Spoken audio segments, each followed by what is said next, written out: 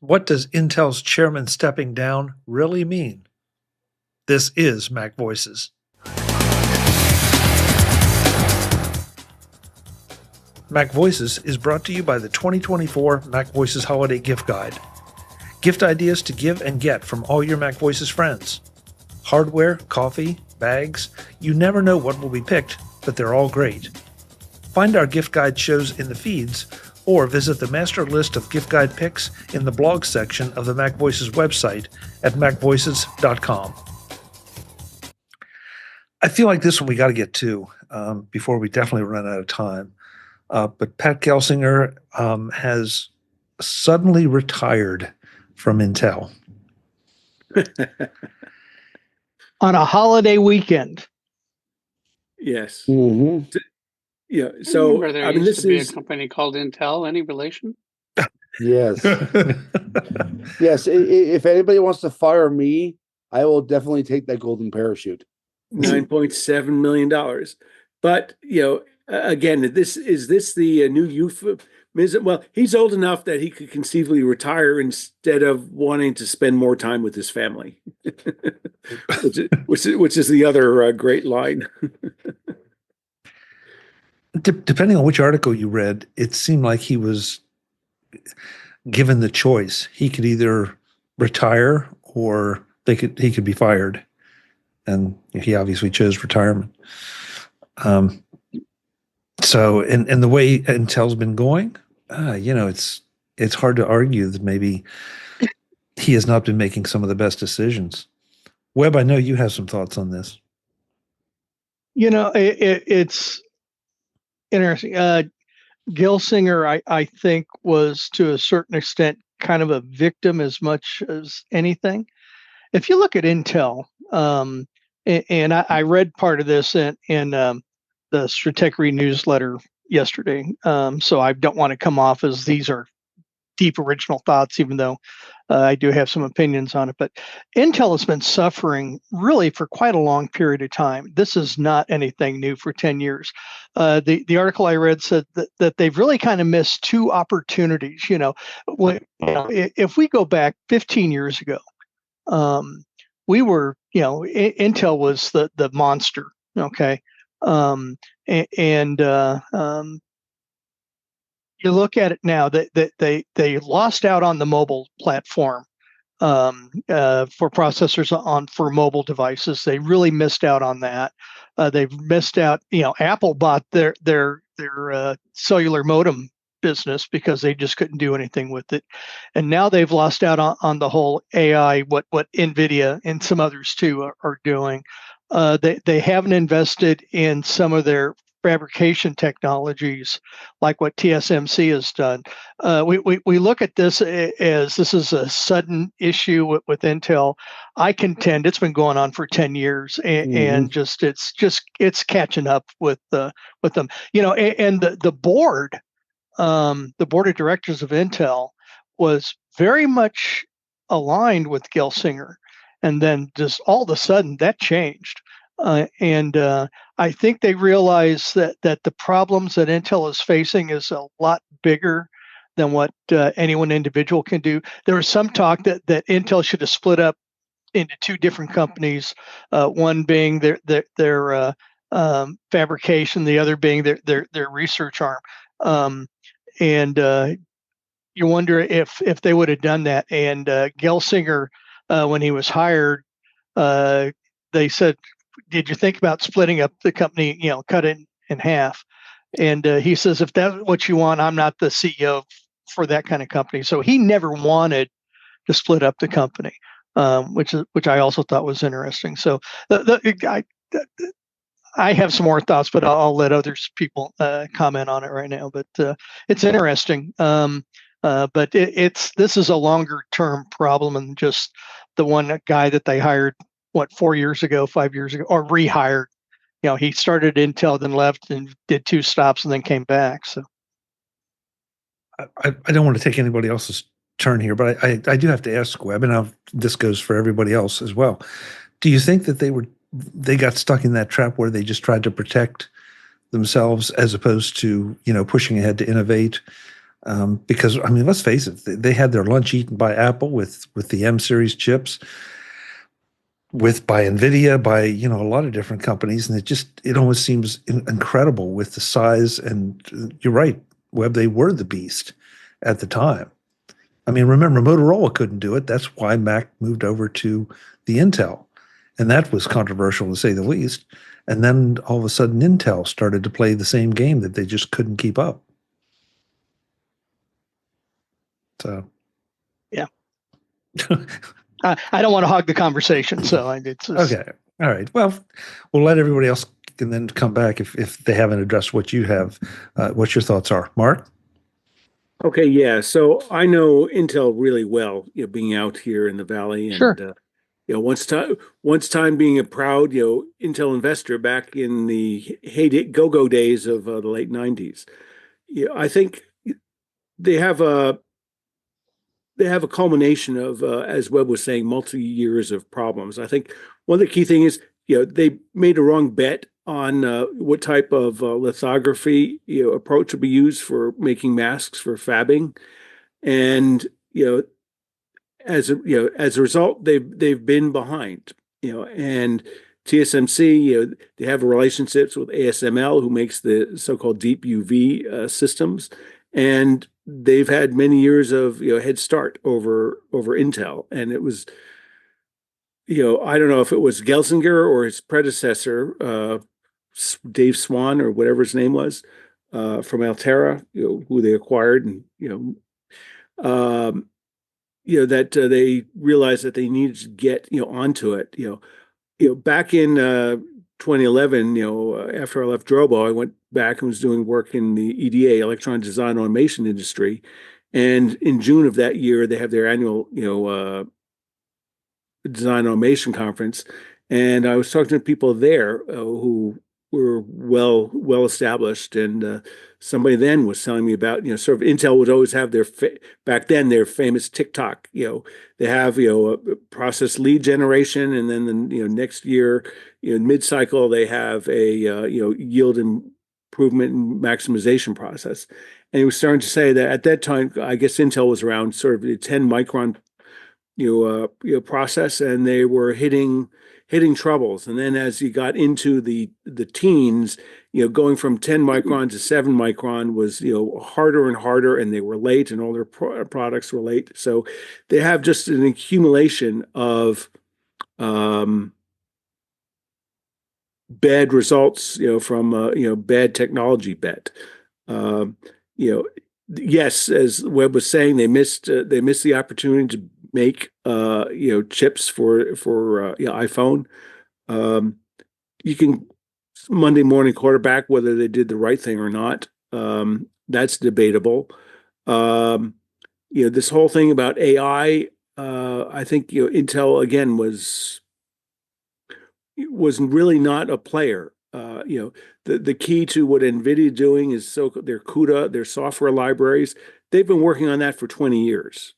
So they have a hell of a head start. And kudos to Jensen Huang, their CEO, for recognizing that all that compute power and all the cores and the GPUs, that there are all sorts of other applications besides gaming that could use those. So they prepared very early on, and Intel just wasn't a player and a factor there. And they've had many times where they've bought communications or networking or wireless companies and never made a go of it, and then ended up firing people or spinning it off like they did with Apple. So this is a long legacy. To me, I was really intrigued when I saw this, that I think what it means is, as Webb was saying, Gelsinger was not, he was of the Andy Grove, Bob Noyce, Gordon Moore model, or to paraphrase their competitor, Jerry Sanders, real men have fabs. And AMD sold their fabs, 10 years ago. And, Intel for a long time had, manufacturing dominance, but that evaporated because they bet on the wrong technology, and they're playing catch up. So what I suspect is that the reason he decided to retire is they had a big shock in August, their earnings reports that things were horrible and their stock collapsed. So I suspect that the board is having second thoughts on, do we try to stay as a vertically integrated design and manufacturing company and also fab chips for other people? And Gelsinger was, a strong proponent of that. And he's raised a lot of money. He's got a lot of CHIPS Act funding for it, which brings some complications, which I'll get to in a moment. But I think this is a sign of a strategic shift and thinking of the board that I don't know if they have the stomach for a couple more years of losses, because it's not general expectation is late 2026 when their 2-micron or 18 nanometer process comes available on the market. And between now and then, what are they going to do? It seems that they have huge losses. A lot of their processor chips, they moved and they're now being fabbed by TSMC. So they've built two $10 billion fabs and they have no customers to run chips for. So they're really in a strategic dilemma. And I think I was thinking, okay, so maybe they have all that fab capacity. Who might be interested in it? So it might be a consortium of the hyperscalers, people like Amazon, Google, who need their own silicon chips and might be looking for an alternative to lower the cost of NVIDIA. But that's sort of I think a fantasy because of all the CUDA libraries that they're stuck and they're locked, they're handcuffed by software. So Intel is just in a really horrible spot right now. I don't know what the workout is on this thing, but sit back, open a beer, grab some popcorn, and watch and see what happens over the next couple of months or couple of quarters, because it's going to be really interesting to see what happens to this storied industry leader. Intel pretty much got hit by the computing equivalent of a rogue wave. Not only were they having their own manufacturing issues with the fabs, ARM went around and it pretty much changed everything in computing. It brought about a new era of bespoke computing, where instead of going to Intel and getting that latest Xeon cores, people are now building processors tailored to their specific uses. If you look at an article just came out, Apple isn't talking about their latest servers running Intel processors. They're using the AWS Graviton line and other bespoke AWS systems to run things like search.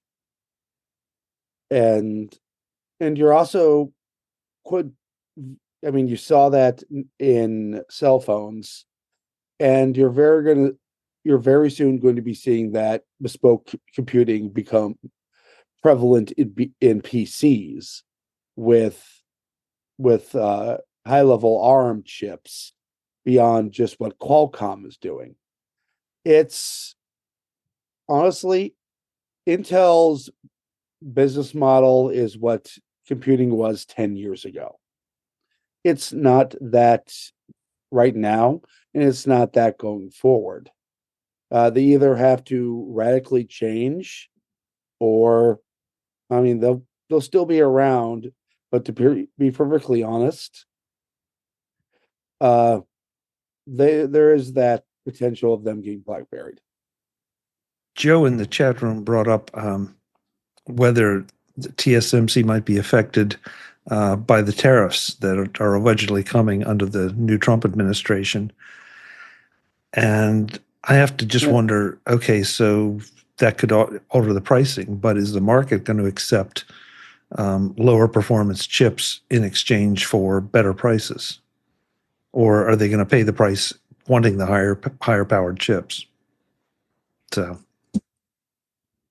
I mean, it would definitely get them to put more of their high-end technology into the Arizona fabs. but when are they supposed to open, Ben?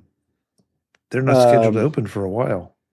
Yeah, that is the question, because Taiwan has had a long history of basically being the leader in these fabs. They have to bring people over from the Taiwanese fabs to the US to basically train the workforce in how to use these very high-end fabs and get that same kind of results that they're getting from their main fabs in Taiwan. It's not going to happen overnight, and it's quite frankly a huge investment for both that company as well as the American taxpayer. Jim, you posted an article in here. You said that's very interesting, but obviously I haven't been able to read it. What can you tell us about this? Well, I just read it. I found it from a link on Michael Tsai's blog. It was actually in a comment on Michael Tsai's blog, which was kind of interesting. This article says that many of Intel's engineers are surprised and unhappy about Gelsinger being out, and that Gelsinger was technically very competent, and apparently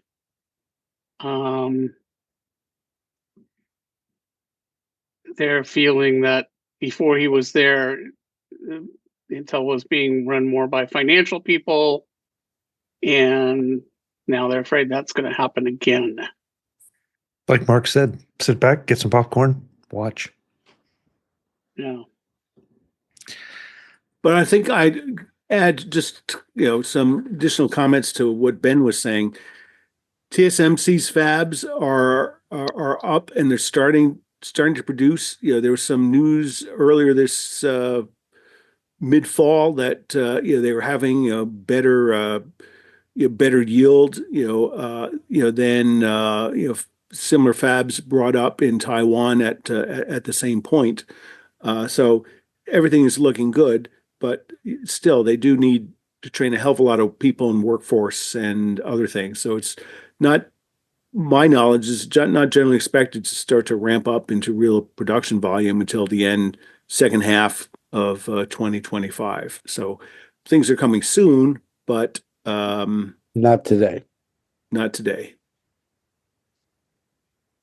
We've dug a lot deeper into some of the things tonight than we usually do, but I think that a lot of them deserve it. So I think I'm just going to call it a night before we run too far over. Let you all tell Jim. One slight thing about this link that I posted. It's sort of not on topic, but I think it's really interesting. I didn't really realize it until I pasted the link into our chat, which is that this article I linked to was actually on a German website. Yes. And the person that I got the link from included a thing that ran it through Google Translate, and I didn't even realize it. I read the whole article and did not realize it was automatically translated. I thought it was human written in English until I looked at this link and then looked closer at the page and realized, oh my gosh, this is all translated by a computer. LLMs are wonderful. Yes. Yeah. Translations are getting better, no question. So let's go around, let folks know where they can find you when you're not here analyzing all the financial stuff in the business world of Silicon Valley. I'm going to flip it around, start with Webb this time. Webb, where can folks find you when you're not here and you're not attending Kansas City Chief games? You're muted. You're muted. Now it's your turn, Webb. You're muted. Yeah, now I'm muted. So, Yeah. well, I'm going to stick with Blue Sky again this week. It's Web Bixby, WEB, BIXBY, and however they do their addressing at Blue Sky, but that's where I'm at. Thank you, Webb. Good to see you. Mark Fuccio, thank you so much for correcting me on my lack of football knowledge. Where can folks find you? Oh, you can find me on X, at MarkFuccio or Mark Fuccio, on LinkedIn. Great. Appreciate it. Jim Ray, it's kind of a relief to know that you weren't reading that in the native German because I was feeling inadequate. Where can folks find you?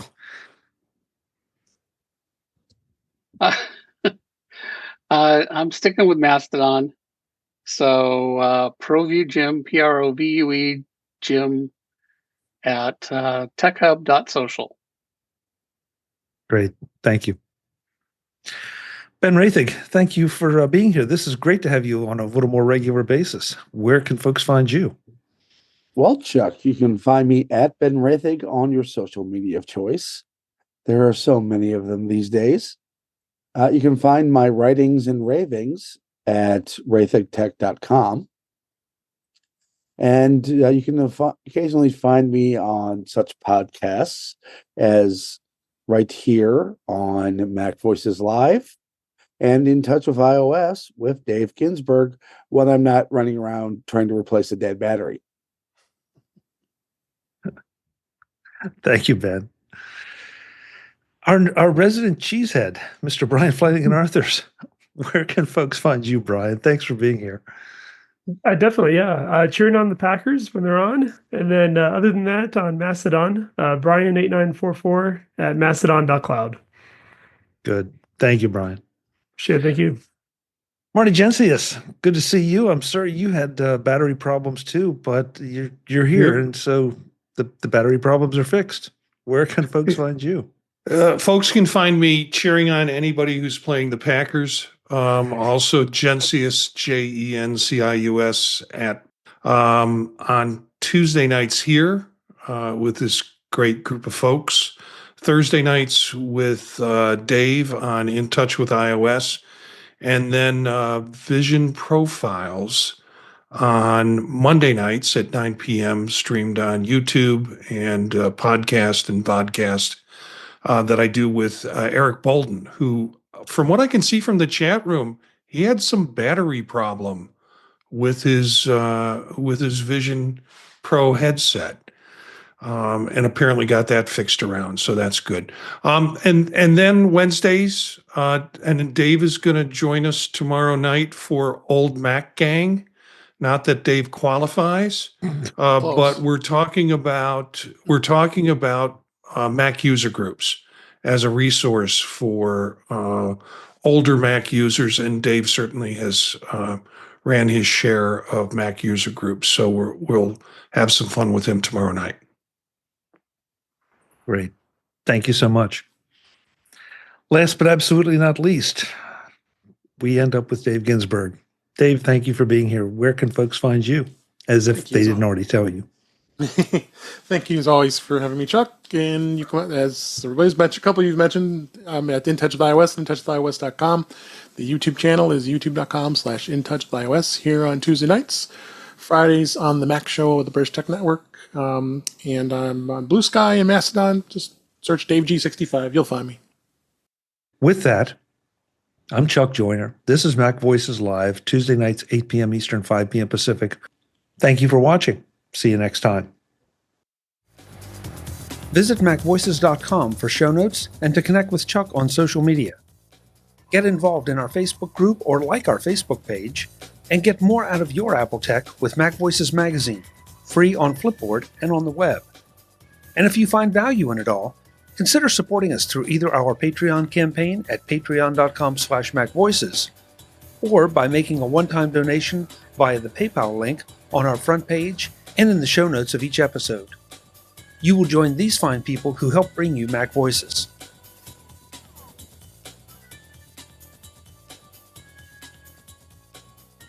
Advertising handled by Backbeat Media at backbeatmedia.com. Bandwidth provided by CacheFly at cachefly.com.